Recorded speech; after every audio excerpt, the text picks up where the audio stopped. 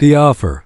The room was silent, a strange silence, one that felt heavy, like a storm waiting to happen. Inside the grand chamber of Nexus 9, creatures from across the galaxy sat on silver seats. Watching Dot in the center stood a tall glass platform, glowing blue from below. A single figure stood on it, a woman. She looked almost human. Smooth skin, long silver hair, eyes that glowed like twin moons. Her body was perfect, not just beautiful, but balanced, as if someone had designed her to be flawless. Her name was Astra.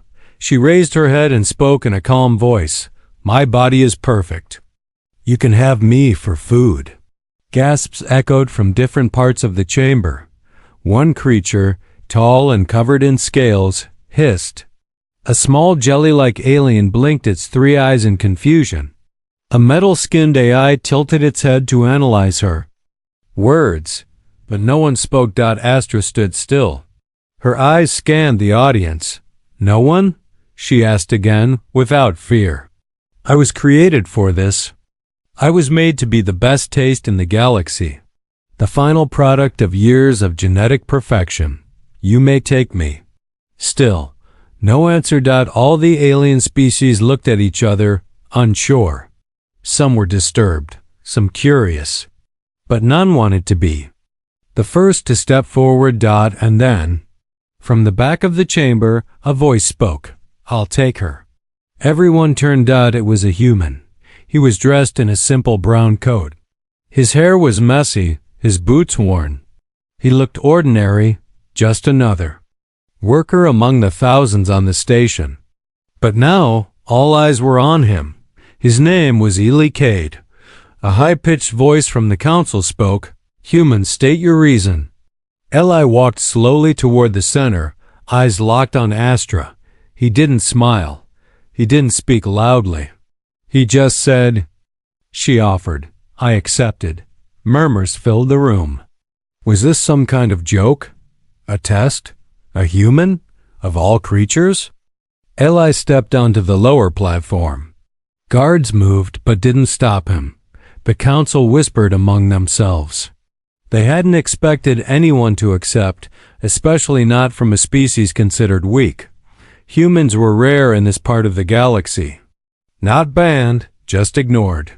Other species saw them as too emotional, too chaotic. But now, one had said yes. Astra looked at Eli. Her glowing eyes didn't show fear. They showed interest. "You're not like the others," she said softly. "I'm not hungry," Eli replied. "But I think you didn't mean what you said." Astra tilted her head. "I did. I was made to be food. My creators told me it was my purpose. Do you believe that?" Eli asked. She was quiet for a moment. Then she said, "I don't know what to believe, but I know none of them answered. Except you." The chamber doors opened behind them. 2 black armored guards stepped in. "Take them to the holding bay," said a voice over the intercom. "The human has accepted the offer. Let the next phase begin." The floor beneath Eli and Astra shifted. A soft light wrapped around them. In seconds, they vanished, transported to another part of the station. They arrived in a clean white room. No windows. Just a table, 2 chairs, and a single door. Astra sat down first. Eli followed. He looked at her for a long moment, then said, "You don't really want to be eaten, do you?" "I was told wanting doesn't matter," she replied. Eli leaned back. "That's a lie. Everyone wants something. Even you." Astra looked confused. No one had spoken to her like this before. Not as a meal. Not as a tool. But as a person. "What do you want, Eli Cade?" she asked. He paused, then answered, "I want to know why only I said yes." Meanwhile, behind thick walls, several alien leaders watched the screen. Cameras showed every move inside the room. One of them, a green-skinned general, asked, "Why did the human accept?" Another, a machine being, replied, "Humans are unpredictable. That is why we let him in. We needed to see what he would do. Back in the white room, Astra reached across the table. Her fingers touched Eli's hand. I think they're watching us, she whispered. I know, he said. Let them watch. And for the first time since Astra stood on the platform, she smiled. But it wasn't a smile of comfort. It was a smile that said, something bigger is coming. The white room was quiet. Almost too quiet. Eli Cade sat across from Astra, the strange alien woman who had offered herself as food and now sat alive, unharmed and strangely calm.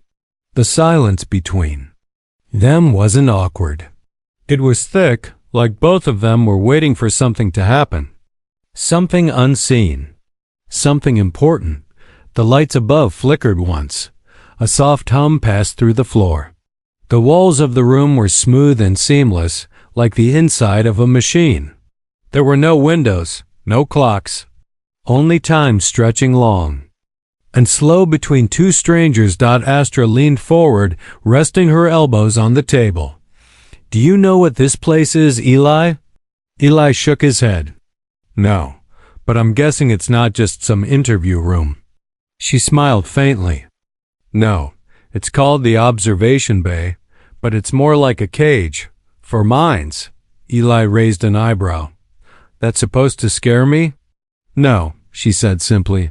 It's supposed to warn you. A long pause. Eli studied her face. Every detail was perfect. Too perfect. No blemishes, no asymmetry, no signs of aging. She didn't move like a normal person. She didn't blink the way humans did. She didn't even breathe like one. He'd seen many species in his work as a station tech, but none like her. Said you were made to be food, he finally said. What does that mean? Astra looked down at her hands, then back at him. I was born in a lab. I never had a mother. No childhood. Only training, tests, and design. Design? Yes, she said. They created me to be the perfect biological gift. My skin is engineered to release pleasure chemicals when consumed.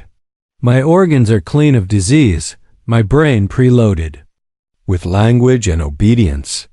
I was meant to be served on a plate and enjoyed. Eli leaned back, arms crossed. That's sick. She tilted her head slightly. To your kind, maybe. But in the galactic core, consumption is power. To eat something rare, perfect, and willing, it is the highest form of status. And no one accepted? Eli asked. No one stepped up? She smiled without warmth. Oh, many wanted to. But they were afraid. Afraid of what? Her. Voice dropped to a whisper. Afraid I might be more than I appear. Eli went quiet. He thought of the way she'd looked at him when he accepted her offer. Not like prey. Not like someone weak. But like someone who knew something he didn't. What? Are you really, Astra? She didn't answer. Instead, she stood up and walked toward the wall. She pressed her hand against it. The surface shimmered for a moment, then turned clear. Behind it was a massive observation chamber filled with screens. Alien officials sat in chairs, watching, talking, recording. They're listening, she said. They want to know what you'll do, what you'll say. Eli stood beside her, watching the watchers. Why me? You're human, she said. They think you're simple, weak, easy to study, he scoffed. Not the first time I've heard that. Astra turned to face him. But humans aren't weak. Not really. You're the only species that survived your own wars, poisoned your own planet, and still climbed into space with bare hands and broken tech. You scare them. Eli looked at her sharply. You talk like a human. I've never met one until today, she said softly. And yet, I remember your language. I dream about your sky. I hum songs I don't understand. He stared at her. Memories? Maybe. Her voice shook slightly now. Or something deeper. Maybe I was made from something human. Before Eli could speak again, The door slid open. A new figure stepped in, tall, 4 arms, golden armor. One of the high observers. "The experiment continues," it said in a deep metallic voice. "Subject Astra has been accepted by subject human. The next phase, cohabitation and psychological mapping." Eli frowned. "Cohabitation? You and Astra will live in shared quarters," the observer said. "You may do as you wish. Talk, eat, sleep. Intimacy is allowed. Violence is not. We will observe." Astra didn't blink. Eli, on the other hand, didn't like the tone. "So you're watching us like a show?" he asked. "No," said the alien, "like a warning." The door closed. Eli turned to Astra. "This just keeps getting weirder." "You still have time to walk away," she said gently, but Eli shook his head. "Too late. I already said yes." Astra studied him again. "Then you should know this. I'm not sure what I am. I might be a trap. I might be a key. But either way, I was made to change someone, and now I think that someone is you." Eli looked her in the eyes. He didn't smile. "Good," he said. "I've been waiting for something to change." Eli Cade woke up in darkness. Not the usual kind, not the quiet peace of sleep or the soft dark of space outside a window. This darkness was thick, pressing against his skin like water. He wasn't dreaming. He was somewhere real and strange. Soft blue light appeared above, glowing from a round dome on the ceiling. The room was new, not the white one from before. This place felt older. Walls made of dark stone, floors cold and smooth. It smelled like metal and smoke. He was lying on a thin bed. Across from him, Astra sat on the floor, legs crossed, eyes closed. She looked like she'd been waiting. "You're awake," she said without opening her eyes. "Where are we?" Eli asked, sitting up. She finally opened her eyes. "Level 7. Deep sector. They moved us while you slept. Part of the next phase." Eli stood and stretched. His body ached. He looked around. One door, no windows, no cameras that he could see. But he knew they were still being watched. "They're testing us," Astra continued. "This isn't about food anymore." Eli frowned. "Then what is it about?" She rose to her feet, walking slowly around the room. "It's a game. One the Alien Council plays often. They call it the offer. A perfect being offers itself to all species. They watch who accepts, what they do, what choices they make. It's entertainment, study, and sometimes a warning." "A warning?" Eli asked. She turned to him. "To remind the galaxy that control still belongs to the Council, that no one escapes their reach. Not even a perfect body." Eli rubbed the back of his neck. "So they do this?" "Often, many times," Astra replied, "but none like this. None with a human." Eli narrowed his eyes. "You've done this before?" She hesitated, then shook her head. "I don't remember clearly, but sometimes when I close my eyes, I see different faces, different rooms, different mez." "You've been reset," Eli said quietly. Astra nodded. "Again and again. Body perfect, mind rebuilt, but something stayed. Something they couldn't erase." She placed her hand over her chest. "I feel things I shouldn't. Dreams, emotions, even pain." Eli stepped closer. "So they think they control you, but they don't anymore." "Not completely," she whispered. Silence fell for a moment, heavy with meaning. Then, a loud, clicking sound echoed from the ceiling. The door opened with a sharp hiss. 3 creatures entered, thin, gray-skinned beings with long necks and glowing red eyes. They moved without sound. Between them floated a black orb. It hovered toward Astra and Eli. A mechanical voice spoke from it. "Subjects, 117 and 118. Phase 3 initiated. Prepare for psychological patterning." Eli crossed his arms. What does that mean? Your thoughts will be tested. Your trust will be measured. Only one of you will leave this level. The orb flashed once, then again. It beeped and flew. Back through the door. The creatures followed silently. The door sealed shut. Astra looked at Eli. It started. Started what? She walked to the far wall. A small panel blinked red, then green, then opened. Inside was a single item. A knife. Eli stared at it. They want us to fight. They want us to choose, Astra said. Fight or surrender. Kill or trust. All part of the game. Eli stepped back. I'm not here to hurt you. I know, she said, pulling the knife from the wall and placing it gently on the table. But they don't believe that. They're hoping we'll turn on each other. Fear is what they study. Eli sat down, exhaling slowly. Why not just kill us both? Why the long game? Astra leaned against the wall. Because humans are still unknown. You scare them more than you realize. I'm just a worker, Eli said. Maybe, or maybe you're something more. Maybe you're the glitch in their system. He looked up at her. Why me, though? Why would I be special? She smiled gently. Because you said yes when no. One else did. You saw me, not as a thing, but as a person. That changes the story. That's not in their plan. Another beep. The wall shifted slightly. A new panel opened. This time, it held two items, a small black box and a folded piece of paper. Astra grabbed the paper and read aloud. Final test. Open the box together or walk away.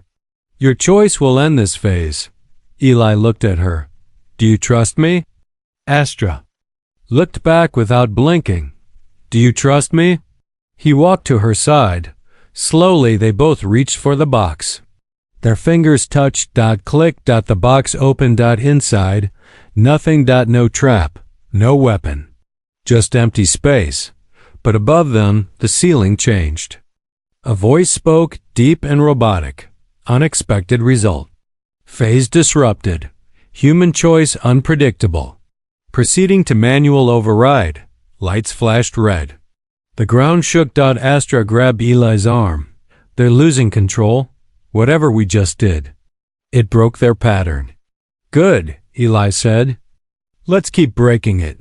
Red lights pulsed across the ceiling like a heartbeat. A loud alarm echoed through the chamber, deeper than sound, like a vibration inside the bones. Eli Cade didn't flinch. He stood beside Astra, staring at the empty box they had just opened, the choice that had broken the rules. The walls around them were shaking now, not from explosion, but confusion, the system reacting to something it didn't understand. They had chosen trust instead of fear, peace instead of violence. That wasn't part of the pattern. Astra's hand gripped Eli's wrist. Not tight, but firm. We need to move. They won't let this go. Where are we going? Eli asked. Not out, she replied. Down. A new panel opened behind them. A hidden path revealed. A hallway filled with dim lights and cold air. Astra didn't wait. She ran. Eli followed, boots echoing against the metal floor. As they moved, the lights above flickered and shifted from red to white. Doors hissed open around them, but no guards came. No drones. Only silence. This part of the station is offline, Astra said. It shouldn't be. Someone's helping us.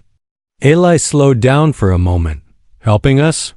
Who? She looked back, eyes sharp. Someone like me.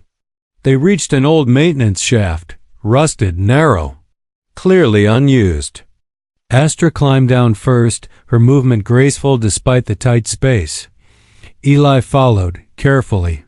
They dropped into a dark corridor lined with broken lights and old wires. For a moment, everything was still. Then a soft hum buzzed from the wall. A hidden panel slid open, revealing a screen. A face appeared, not alien, Not machine. It was human. An old man with tired eyes and a thick scar down one side of his face. Eli Cade. The man said, voice grainy. You've gone off the script. Eli stared. Who are you? Name's Dr. Halloran. I helped build this station and Astra. Eli turned toward her. You knew? I suspected, Astra whispered. But I didn't remember him. Not until now, Dr. Halloran continued. Astra is not just a weapon. She's a mirror. A copy of humanity's best, strength, intelligence, emotion, placed into alien-made perfection. They didn't just want to control her. They wanted to erase the origin. Erase humans, Eli said quietly. Yes, the doctor said. They saw what your kind could become, and they feared it. So they made Astra, a fake perfect being from false origins. But something went wrong. She started remembering, Eli said. Halloran nodded. Exactly. Memories from the genetic code. Echoes. Dreams. Music. She is not one of them. She's one of you. Astra touched her chest. That's why I see fire, oceans, cities, a blue sky. Eli turned to her. You're not a weapon. You're a seed. Yes, the doctor said. And now they know the truth is waking up. They'll try to shut everything down. You must reach the central core before they can. The screen went black. Astra took a breath. The central core is 3 levels down. If we reach it, I can link with the system. I can shut off the program, release the other copies. Other copies? Eli asked. There are more, she said, voice low. Dozens, maybe hundreds. Versions of me who never woke up. Still trapped in their own experiments. Eli clenched his fists. Then we free them. They moved quickly. Through side tunnels and broken stairways down into the belly of Nexus 9. The station no longer felt clean and advanced. It felt alive, angry, panicking. Lights failed. Doors jammed. Sirens came and went like dying breaths. Finally, they reached a large circular door. This is it, Astra said. Core access. She placed her hand on the scanner. Nothing happened. Then. Her eyes began to glow. Faint at first. Then brighter. The door clicked. Opened slowly with a loud groan. Inside was a massive space filled with blue crystals and silver cables. Floating in the center was a tower of light, pure energy. Humming with power. Astra stepped forward, drawn to it like gravity. Eli followed. But stopped as her body began to glow the same blue. Her voice was calm. They built me to obey, but they gave me too much mind. Too much heart. I am not their creation anymore. Eli reached for her. You don't have to do this alone. She smiled. Truly smiled for the first time. I was never alone, Eli. You said yes when no one else did. That changed everything. She stepped into the light. The core reacted instantly. Waves of energy rushed through the walls. Across the station, screens went dark. Alarms stopped. Every camera blinked out. And far above, in the alien control chamber, officials stood frozen, watching as the system failed. She activated the source. One of them said in horror. Another whispered, she wasn't food. She was the fuse. The station was dying. Lights flickered like lightning bugs in a storm. Sirens howled for a moment, then cut off like they were being strangled. Doors refused to open. Screens filled with static. Nexus 9, once the galaxy's most advanced research hub, was now a wounded beast thrashing in panic. In the center of the chaos stood Astra, glowing, steady, transformed. Eli Cade watched from the edge of the core chamber. He could hardly recognize her. Her skin shimmered like glass lit by blue fire. Her eyes had turned silver, spinning like galaxies. And her voice, when it finally spoke, was no longer soft. It was full of power. The system is mine now, she said calmly. They can't watch us anymore. Eli stepped closer. What did you do? I connected to the source, she replied, lowering her hands. They gave me control over small things. But they forgot one rule. She looked at him. Never give a prisoner the keys. The tower of light behind her dimmed, then disappeared into the floor. All over the station, other systems followed. Engines stalled, power grids shut down, surveillance feeds went black. But deep within the station, something else began to stir. The other versions, Astra. Eli said slowly, "You said there were more of you. Copies. Where are they?" "Sleeping," she said, turning toward a new hallway that had just opened. "But I can wake them now." They walked quickly through cold corridors lined with silver tanks. Inside each tank floated a figure, all like Astra, all frozen in. Perfect stillness. But some had scars. Some looked incomplete. Others were cracked, damaged, discarded like broken toys. "This is what they did," Astra whispered, her voice trembling for the first time. "They made me again and again. When one failed, they replaced her. They didn't fix us, they buried us." Eli stopped beside one tank. Inside floated a girl with the same silver hair, but her eyes were wide open, staring at nothing. He placed his hand on the glass. "Then let's bring them back." Astra stepped to a nearby console. Her glowing fingers moved across the panel. Lines of ancient code scrolled across the screen. Then came the hum. The tanks began to hiss open, one by one. The girls inside gasped for breath, collapsing into Astra's arms, into Eli's hands, into each other's arms. Confused, weak, but alive. Eli counted over 20 by the time the last tank opened. He turned to Astra. "Now what?" "We've shut them down. We've saved the others. But how do we get off this place before they come back online?" Astra looked toward the ceiling. "There's one ship left, in the hangar bay. Old human tech. They kept it for study. It still works. Where is it?" "Far side of the station. Level 12. We'll need to move fast." Just then, the walls shook. Eli reached for balance. "Earthquake?" Astra's face darkened. "No. They're restarting the failsafe. A last system, not digital, not controlled by code." "Then by what?" She met his eyes. "By something worse, a hunter unit." A loud roar echoed through the corridor. Not mechanical. Not alien.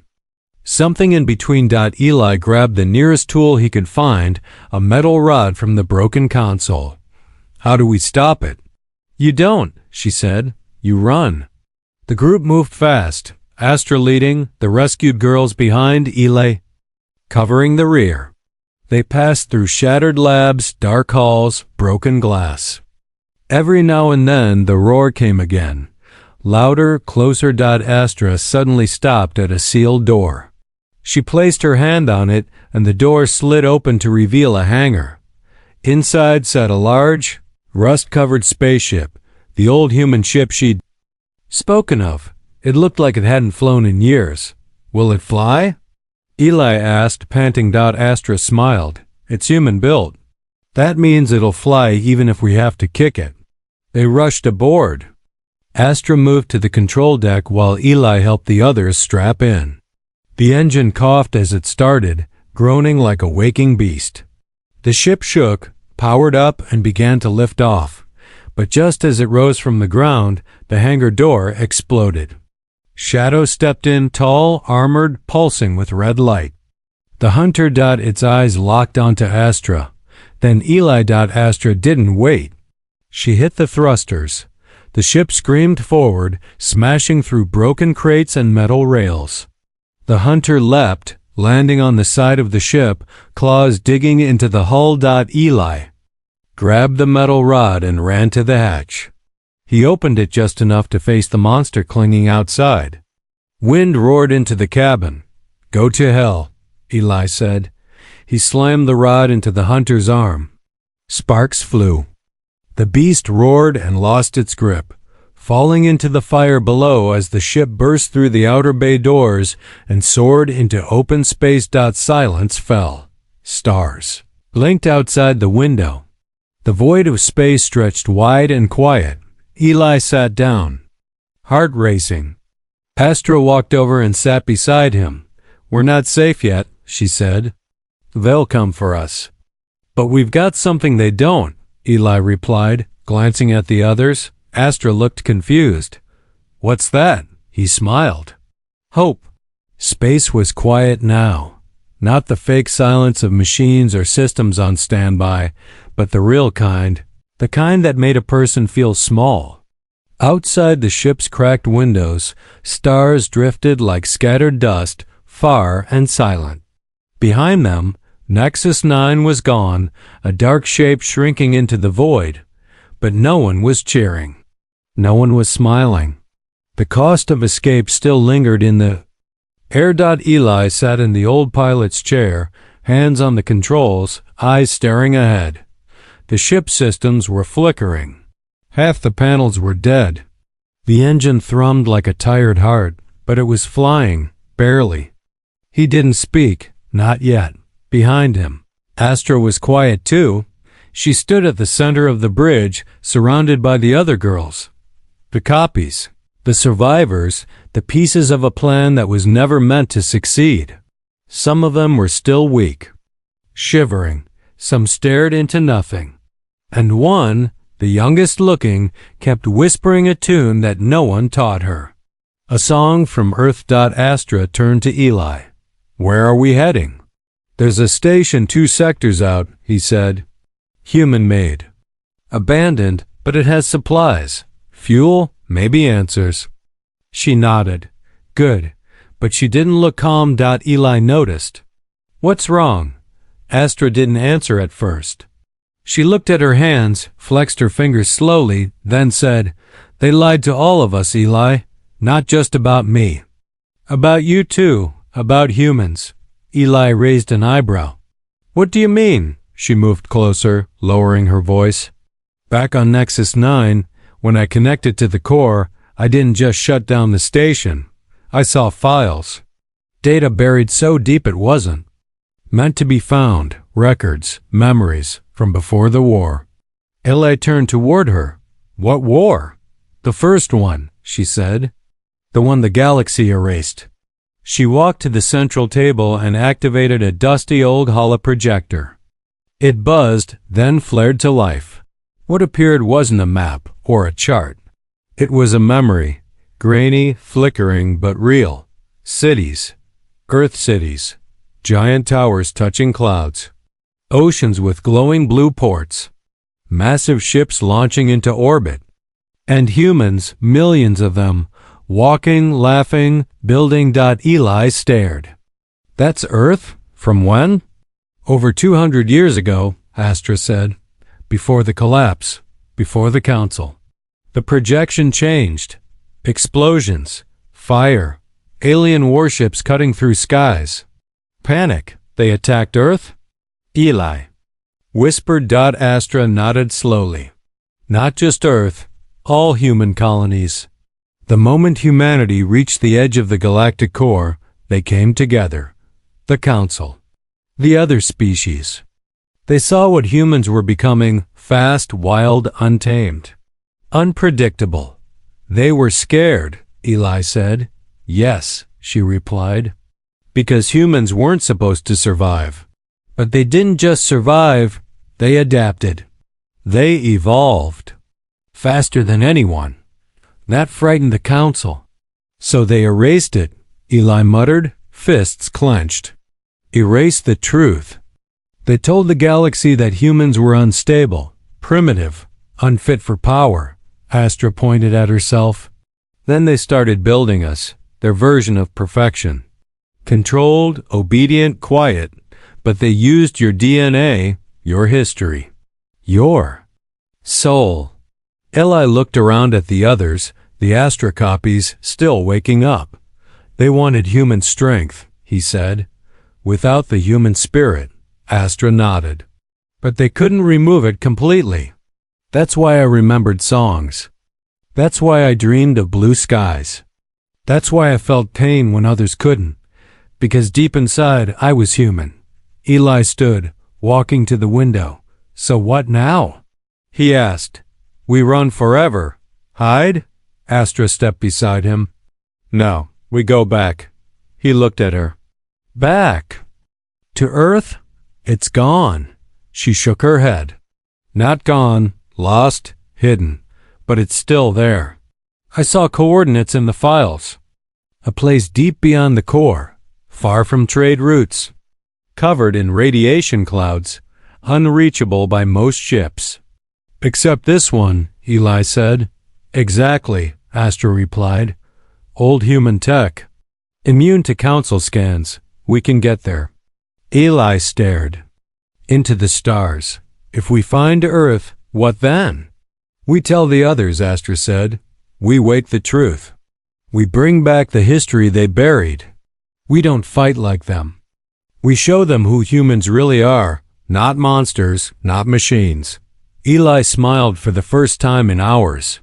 But if they come for us? Then we remind them, she said, eyes glowing again, that humans don't bow. The ship groaned. As it changed course, the path ahead was dangerous, long, unknown. But for the first time since Astra had stood on that glowing platform and said, You may have me for food, the story was no longer theirs to write. Now it belonged to her. Too. Allied. To the truth. To humanity. The stars ahead shimmered with an eerie calm, the kind that came before storms. The stolen human ship, old and battle-scarred, moved silently through space, gliding toward the edge of a sector marked on no map. On the ancient screen, flickering. Coordinates blinked, guiding the crew toward a place lost to memory. Earth. Inside the ship, Eli Cade stood in the main cabin, staring at the dark sky. His hands were steady now. His mind wasn't. He had left the station a technician, a nobody. Now he was part of something bigger, a war no one talked about, a truth everyone had forgotten. Astra entered the room without a sound. The light from the stars caught the edges of her silver hair. She no longer moved like a prisoner. She moved like a leader. We're almost there, she said. Is it real? Eli asked without turning. Is Earth still there? Astra walked beside him. It's real. Hidden under radiation fields, cloaked from scanners. But it survived. Just like us. The console buzzed. One of the other girls, Astra's copies, spoke softly. I see something. A signal. Ancient. But human. They rushed to the screen. It showed a rough shape. A planet, green and blue beneath layers of static and radiation clouds. Orbiting it was a wrecked defense ring, long dead but still spinning slowly, broken and proud. Satellites drifted like ghosts. Earth. Eli single quotes S heart tightened in his chest. For the first time it felt real. I was born on a mining rock, he whispered. I never thought I'd see it. Astra placed a hand on his shoulder. You're not the only one. As the ship neared the atmosphere, the clouds began to shimmer, not naturally. There was tech here, ancient defense codes, forgotten lockdowns, protective barriers. Astra stepped to the front and placed her hand on the control panel. It responded to her touch. Genetic lock confirmed. A voice said from the system, female, human. Welcome home, Project Astra. The clouds opened. They descended. The earth below was not dead. It was overgrown, wild yet breathing. Green vines wrapped over old buildings. Cities were silent, but they stood, untouched for generations. Machines slept in the soil. Towers leaned but had not fallen. They landed in what once had been a spaceport. And waiting for them were others. Humans. Many, a few dozen. Worn. Armored, older than Eli, tougher than they looked. Survivors. The ones who had stayed behind when the skies turned. Against them. One of them stepped forward. A tall woman with a metal arm and fierce eyes. She stared at Astra. "You're not full human," the woman said. "No," Astra replied, "but I carry what they tried to erase." The woman turned to Eli. "And you?" "I said yes," he replied, when no one else did. The woman looked at the ship, the girls inside, the wrecked systems, the sparks still floating from broken panels. She nodded once. "Then you're one of us." That night, they sat around fires burning in metal barrels. The survivors shared food, music, and stories Eli didn't know how to believe. The fall of Earth, the Council's betrayal. The first human fleet that vanished into the dark, never to return. Astra listened. So did her sisters, the other copies. Some cried hearing the old songs. Others simply stared into the flames, feeling the echoes of a past they never lived. The tall woman, now known as Commander Ray, spoke quietly to Astra. "We've kept Earth hidden for a reason. If the Council finds out, they already know." "Something is wrong," Astra said, "and they'll come. They always come when they're afraid." Ray nodded. "Then we don't wait." The next morning, Earth came alive. Ancient bunkers opened. Machines long asleep roared awake. Turrets unfolded from ruined towers. Drones lit up with blue light. The hidden codes inside Astra and her sisters connected to the defense systems. One by one, Earth's last weapons returned to service. Eli stood at the command center, surrounded by technology he never dreamed still existed. Old human warships hovered above the clouds now, restored from scrap, rebuilt with care and fury. And in the blackness of space, they came, the Council, ships shaped like blades, silent, watching, judging. A transmission came through. "Return the rogue unit, or Earth will be cleansed." Eli stepped forward. "No," he said. The voice paused. "You are not in command." "I am now," Eli replied, "because I remembered what you tried to erase. And he looked at Astra, reminded me what we are." Astra stood tall, light shining from her once again. "You tried to make me food," she said, "but I became fire." The skies above Earth lit up. Missiles, lasers, shields flared. The Council struck with full force, but Earth struck back. Not with fear, not with surrender, but with memory. With history. With everything humanity had ever been. Eli flew alongside Astra in the lead ship, guiding the others. And in that final moment, when the enemy fleet broke apart under Earth's last weapon, the one they never expected, Astra whispered something to him. They asked for perfection, but humans gave them something better. "What?" Eli asked, gripping the controls. She smiled. "A choice."